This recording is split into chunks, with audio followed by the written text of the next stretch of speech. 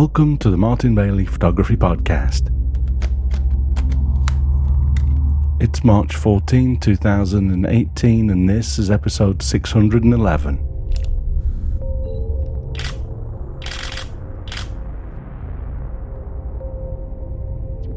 Today we embark on the second of my 2018 Japan Winter Wildlife Photography Tours, which is basically a repeat of the first tour, although no two tours are ever identical.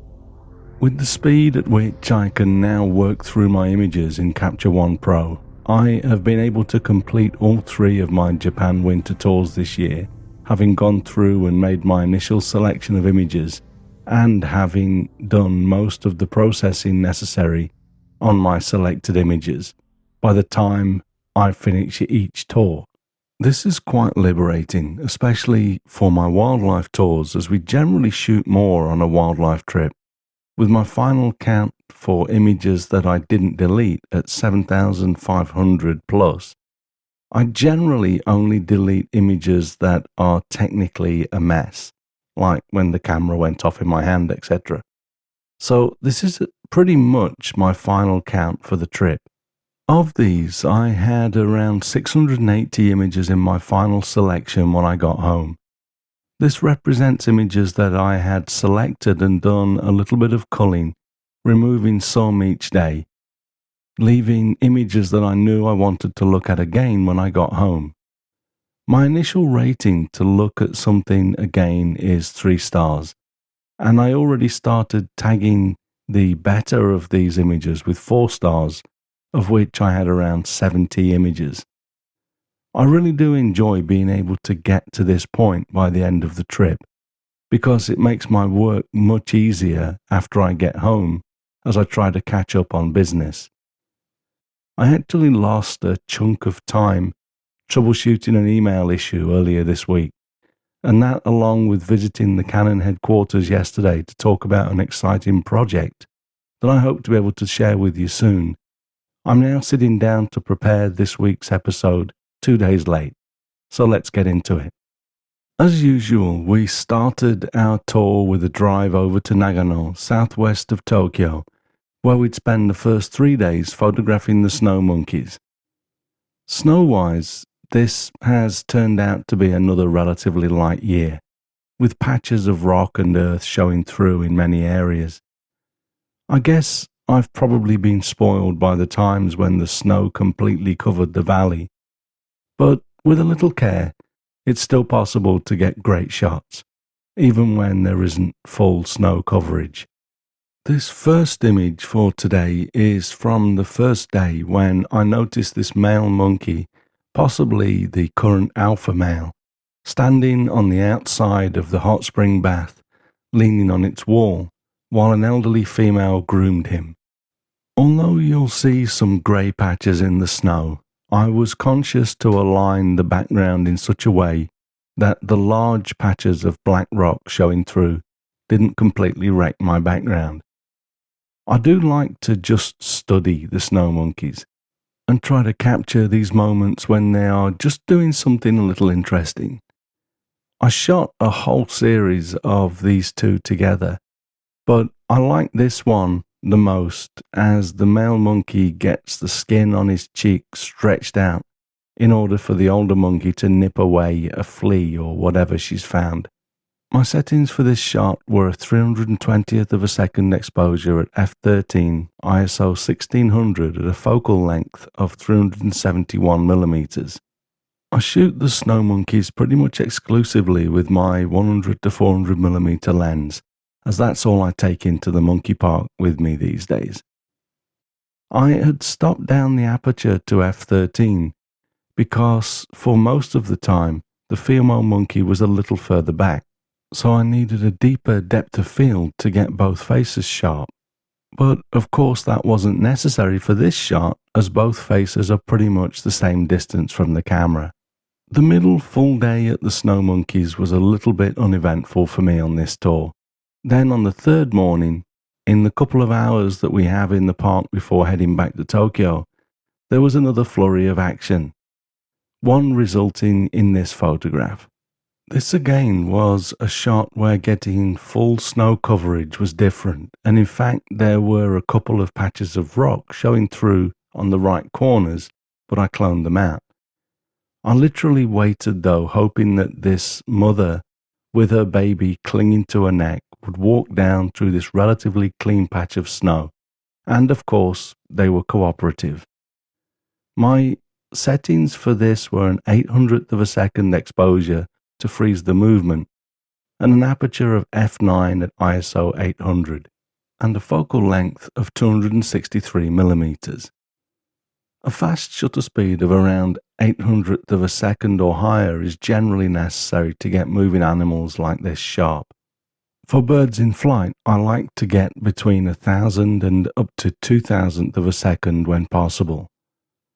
For information on techniques for getting sharp shots with telephoto lenses, see episode 584, and as usual you can make a short link to jump directly to that post by just typing mbp.ac/584 for the episode number.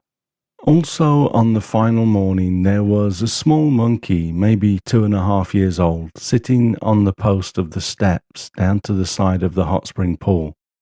He stayed there for a minute or so, while a few of us shot portraits of him, like the one that you can see here. As you can see, for this image, there isn't any snow in the background, but here I was doing the reverse of what I did for the first shot. There was actually a number of patches of snow on the cliffside behind the monkey, so I aligned the camera so that I did not include them. Patches of white on a darker background can be just as, if not more, distracting than having dark patches in the white snow. I know that it can be difficult to keep the background in mind while trying to capture something that might only be possible to shoot for a few seconds. But I really feel that this is one of the things that we can train ourselves to do to take our photography to the next level. My settings for this image were 400th of a second exposure at f8, ISO 1600 and a focal length of 278mm. By the way, that isn't a runny nose that you can see on this monkey's top lip.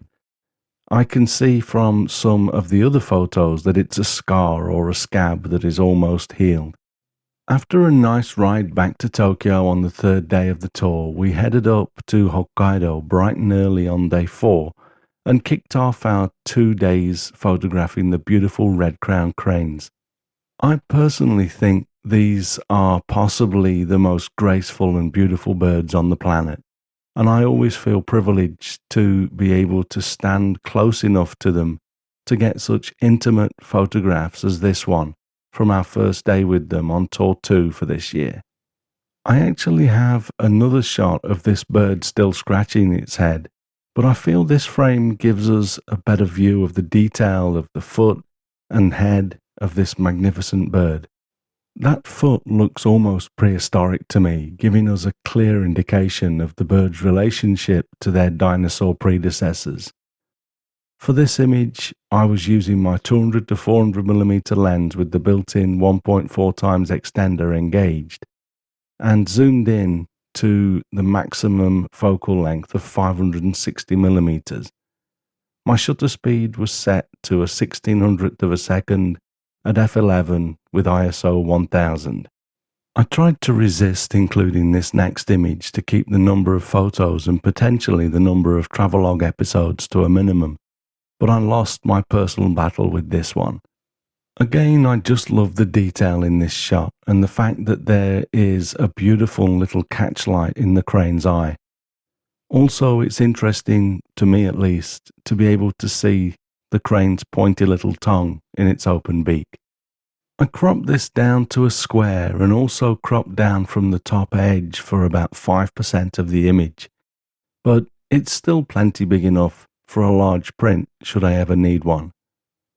My settings were f11 for a 1600th of a second at ISO 1000 and a focal length, once again, of 560mm. As I mentioned a few weeks ago, it often seems as though when we lose one opportunity, we gain something else. For a number of years, there have been so many cranes at the Akan Crane Centre that when some of them take off, there are often so many other cranes along the bottom of the frame that it was getting really difficult to make photos like this next image that I want to look at. Of course, the cranes increasing in number is a great thing, but that's only happening in Japan due to the conservation efforts of people in Hokkaido. There is only thought to be just over 3,000 of these birds in existence, with the Hokkaido population now estimated to be around 2,000 and growing, while the Korea and China populations shrink due to degradation of their natural habitat. The reason that there were fewer birds at the Crane Centre this year is because of the lack of snow, as this leaves the surrounding farmland bare so the cranes can forage in a wider area, removing the need for them to come to the Crane Centre for food. Not having much snow isn't good for our photography, as the ground can look very messy, but having fewer cranes does make it easier to single them out and get photos of them doing their thing without having too many other cranes in the way. At the end of the first day in Hokkaido, I took the group to a Ural owl's nest where we quickly photographed the owl, as you can see in this shot. I usually like to shoot this owl in the morning because there's often light on the bird, but it was overcast, so there would be no harsh shadows, and going at the end of the first day gave us more time on the second day to go back to the cranes quickly after breakfast. I shot this with my 200 to 400mm lens with the built-in 1.4 times extender engaged and a 2 times extender fitted for a focal length of 1120mm. It is very slightly soft, but just about works, and with the distance that we have to shoot from, it's a viable option. My other settings were at 125th of a second on a tripod, of course, with the aperture set to f11 and the ISO at 2500. f11 is, of course, the widest aperture that I can select with both extenders fitted, and I have to manually focus at f11 too, so it's a somewhat challenging shot. The following morning we went to the bridge hoping to photograph the cranes in the mist with some hoarfrost on the trees, but it didn't quite happen. It was slightly too warm, but we did get some nice pink light on the river at some points, as you can see in this image. I did wait until one of the cranes was dancing to release the shutter for this shot, but it's not my best cranes at the river shot. Nothing is guaranteed in nature, of course, so this scene just wasn't to be for this tour, as the following morning had completely black trees. After breakfast, we were treated with a flurry of snow at the Crane Centre, and at one point a pair of cranes that did not have leg bands on sang for me in a clearing, apart from a third distant crane making a cameo appearance, as you can see here. The snow really does transform an image, but unfortunately it didn't fall for long, so I'm pleased to have got something while it lasted. I also cropped this down a little as the birds were quite far away, and that helped me to remove a second crane on the left side of the frame too. I also had to clone out hundreds of yellow corn kernels that had been thrown out for the cranes to eat. At least we had a good covering of snow now though, and with it being overcast, the texture of the snow isn't too obtrusive. So in general, there was a lot working in our favour at this point. My settings for this image were f11 for a 250th of a second at ISO 1600 and a focal length of 560mm. I tend to do a lot of what I call crane studies when there is a crane close to where we stand at the Crane Centre and when there isn't much else happening. But quite often these become some of my favourite images from the trip. This next image is one of these, probably because it takes a little bit of time to understand what you're looking at. My wife cannot understand this shot, no matter how hard she looks at it. The crane is, of course, twisting his head back around and looping it back to preen its feathers while raising the right wing slightly.